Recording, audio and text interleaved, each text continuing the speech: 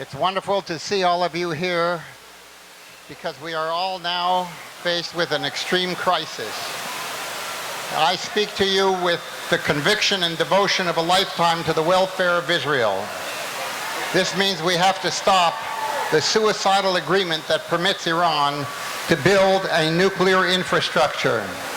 It is effectively the stopping of a terrorist state from going nuclear. What do you hear in Iran? Death to America, death to Israel, death to Jews anywhere. Their mobs chant it, their leaders mean it. This was made clear by Ali Khamenei, Iran's spiritual leader, who in a very recent speech said, "We will humiliate America.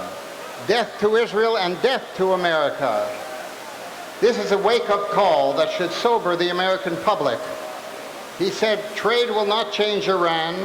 The lifting of sanctions isn't going to make Iran a moderate country. So it is a false hope that lifting sanctions will make the regime of the Ayatollah more accommodating. They are now stronger, and it is almost impossible to placate the extremists, according to the New York Times. So, can Iran be trusted? You only have to ask the question to know the futility of it. Look at their history of defiance and deceit. Listen to the Arab countries such as Saudi Arabia, Egypt, Jordan, and the Emirates, and their hostility to Iran. As Israeli Prime Minister put it, when Arabs and Israelis agree, it is worth paying attention. Every day of the next 59, we have to make our voice heard in the Congress. It's called on to make a judgment as faithful as any in modern history. The deal does not avoid war. On the contrary, it feeds the flames of war and makes war with Iran more likely. It inspires any number of Arab countries, Saudi Arabia and Egypt, to race to get nuclear weapons on their own. What we have here are the seeds of a vast transformation of the balance of power, away from America's friends and towards America's enemies, and the United States must not contribute to that.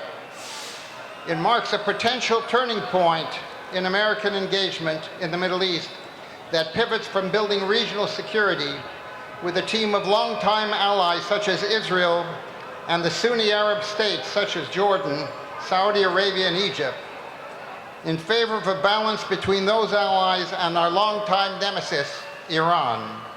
Also, an imperial subversive Iran will not have to pay for this huge strategic gain by giving up its terror and subversion. The only payment that Iran makes for this huge strategic gain is postponement of its nuclear ambitions for a number of months. The administration must explain and spell out the logic of this strategic balance between our old allies and our potential new one, Iran, that this agreement seems to imply. We are told that it won't happen, that the agreement cuts off every pathway to the bomb. Okay, let me therefore put on the record, the most authoritative voice. This is President Rouhani, who negotiated this deal with our tireless Secretary of State, John Kerry, and the five big powers plus Germany.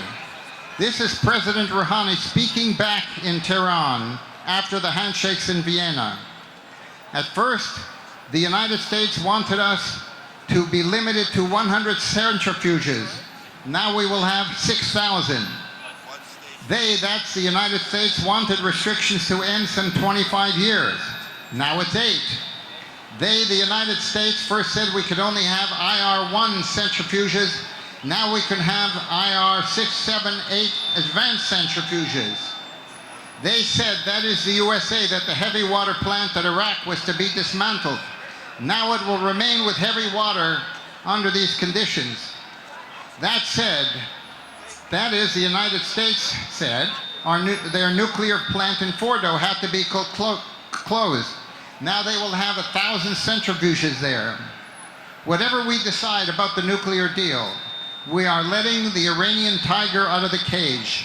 we are ready to feed the beast by approving the release of $140 billion in frozen assets without any commitment on how it will be spent. What are we looking at? A day after Iran and the world power shook hands on this deal, Rouhani did a little bragging.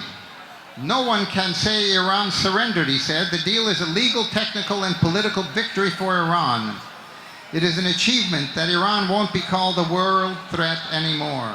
Hey, if that was their ambition, it was easy to make good. Stop encircling Arab states while inciting their Shiite populations.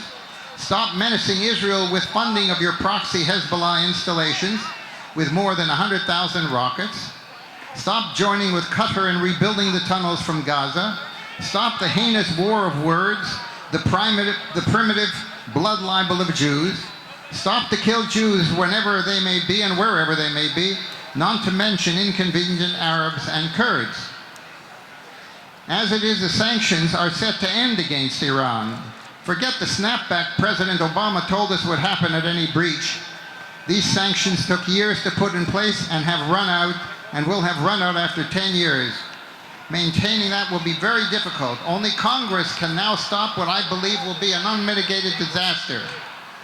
But whether Congress votes yes or not, there is urgent work for this administration.